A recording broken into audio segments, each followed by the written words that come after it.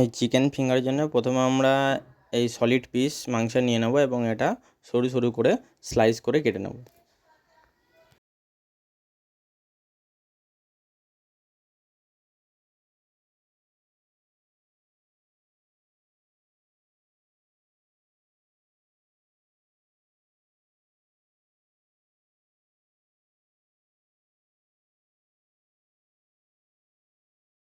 আদা রসুন কেটে নিয়েছি, এবারে এটাকে পেস্ট করে নেব। স্লাইস করা চিকেনটাকে আমরা এবারে ম্যারিনেট করে নেবো। তাহলে প্রথমে আমরা দিয়ে দিলাম হচ্ছে যে 1/2 চামচ ভিনিগার, এরপরে আমরা দিয়ে দিলাম 1/2 চামচ সয়া সস, এবারে আমরা দিয়ে নেবো গোলমরিচ,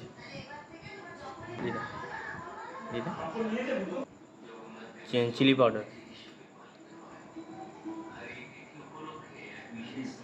এবারে আমরা দিয়ে নেবো নুন,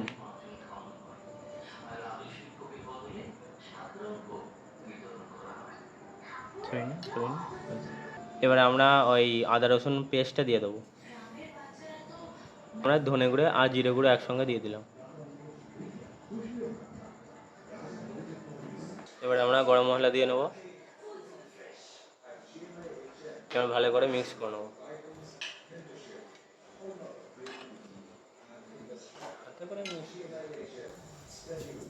এরপর আমরা ময়দা নিয়ে নেবো,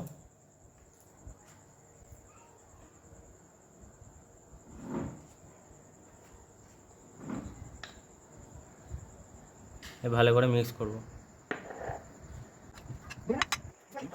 ভালো করে মিক্স করে নিলাম, এবারে একটা আমরা ডিম দিয়ে দেবো।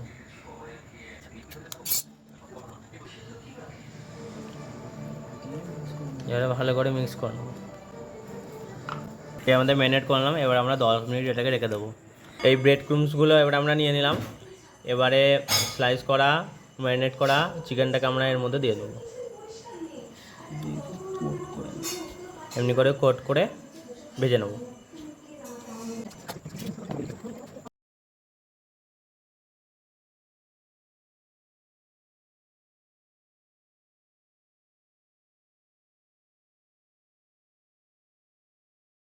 এই আমরা এই চিকেনের স্লাইসগুলোকে কভার করে নিলাম ব্রেড ক্রাম্বস দিয়ে, এবার আমরা ভেজে নেব।